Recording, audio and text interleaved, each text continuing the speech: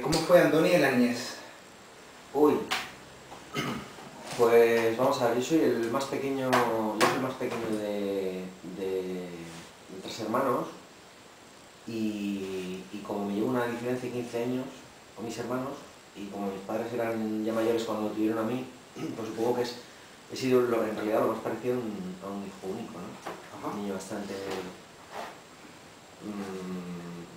un poco malcriado, y bueno, yo creo que al final como todos los niños, ¿no? No nada especial, sí,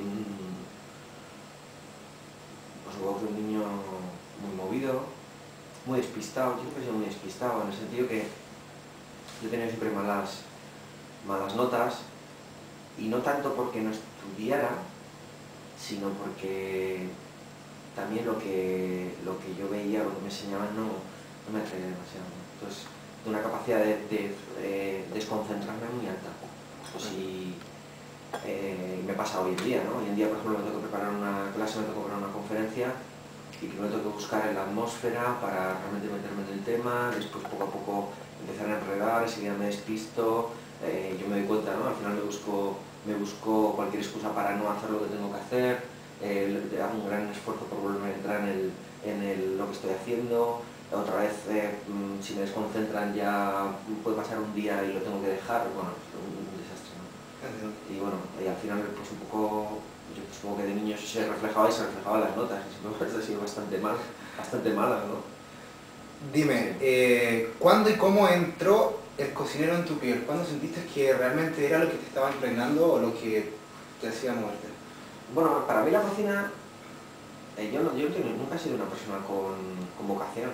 O sea, yo de hecho con 14 años, cuando me encontré con un inspector de educación que vino a la escuela a contarnos un poco, bueno, a orientarnos un poco qué es lo que podíamos hacer cuando terminábamos la EGB, joder, yo me encontré con un pequeño problema, con un pequeño gran problema, ¿no? Y es que nunca se me hubiese ocurrido que tenía que llegar a ese momento.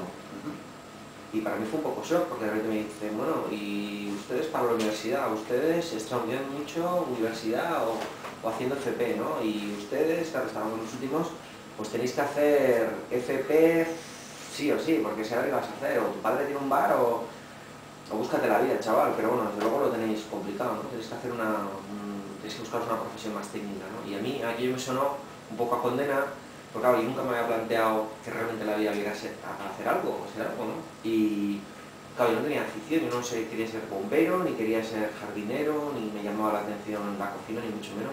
Y como tampoco sabía qué hacer, me dijeron mis padres, oh, tienes un primo cocinero, ¿por qué no te metes en esto de la cocina? Pero desde luego no como tu primo, ¿no? Entrando directamente a trabajar, ¿no?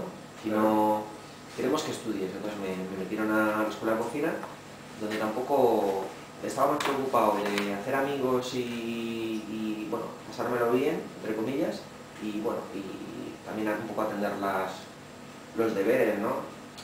Que al final yo tenía que aprobar porque a mis padres les costaba mucho dinero y eso sí me generaba una responsabilidad hacia ellos, ¿no?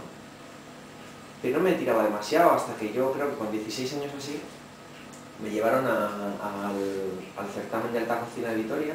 En ese momento había un congreso, era seguramente lo más importante que había en ese momento, ya no solo en España sino en Europa, por la concepción y por el nivel de la gente que venía. Y joder, me di cuenta que lo que a mí me estaban enseñando y lo que podía ser el mundo era distinto, ¿no? Y por aquella época sería cuando llegó a mis manos el primer libro de cocina de Michel Bras. Ajá. Y aquello ya para mí fue como algo que fue revelador, ¿no? Porque me encontré que, y todavía hoy lo siento así, yo lo cojo y es un libro que me conmociona, ¿no? Seguro que me sobrecoge, ¿no? Al final era como encontrarme un personaje salido de otro tiempo, una especie como de renacentista contemporáneo que estaba adelantado a su tiempo, pues 100 años por lo menos, ¿no? Entonces yo dije, bueno, yo quiero aprender a nuestros maestros, ¿no? Entonces cuando bueno, me interesó más la cocina y empecé a darme cuenta que había gente como Pierre Gagné, o como en su momento incluso un Ducasse, o un Jacques Chirac, o un Robuchon, que tenían al final estilos muy definidos, y aquello ya me fue gustando. Y yo desde el principio pensé que más que ser como ellos, porque yo no aspiraba ni mucho menos a poder ser una persona liderara un restaurante o tuviera un proyecto propio. Me lo veía muy lejos, muy imposible. Lo que sí me preocupó, o lo que sí me interesó fue, a mí me gustaría aprender con ellos, ¿no? Porque yo quiero ver qué pasa en esas cocinas y pues, realmente, no sé, era muy romántico, ¿no? ¿Qué podía pasar dentro de esas cocinas? ¿Qué se movía ahí? Y notaba que había algo importante que me podía pues, ayudar a definir un poco lo que yo, pues bueno, el día de mañana voy a llegar a ser, ¿no? Que aunque me dedicase luego a llevar un camión, el hecho que me enganchó, ahí sí que me enganchó, ¿no? Me enganchó más como gourmet, es decir, yo pensaba que Ajá. independientemente de que me dedicara a otra cosa, desde luego la cocina ya había entrado en mi vida, ¿no? Y yo realmente quería poder ir a comer a esas casas y disfrutar de todo eso, ¿no? De todo eso. Y dime una cosa, ¿cómo definirías tú personalmente la cocina vasca? Lo que acá se hace. Bueno, la cocina vasca es muy sencilla y a la vez es muy compleja, ¿no? Porque hay que entender un poco la trayectoria. Si nosotros miramos para atrás, hoy en día tiene una fama de ser una cocina rica, de ser una cocina con muchas cocinas dentro de la propia cocina, con diferentes estilos incluso, ¿no? Incluso con una alta cocina, con una cocina tradicional, una cocina muy social con el mundo de los pinchos y con el mundo de las sociedades, es decir, una cocina muy abierta, muy volcada a la sociedad, muy cercana a la cultura. De hecho, yo creo que somos una de las pocas comunidades en el mundo o culturas que el ciudadano de la calle, en las encuestas, cuando le preguntan, defíname usted qué entiende por identidades y luego dígame dónde usted cree que se refleja esa identidad, se refleja en la cocina, la gente lo dice en las encuestas.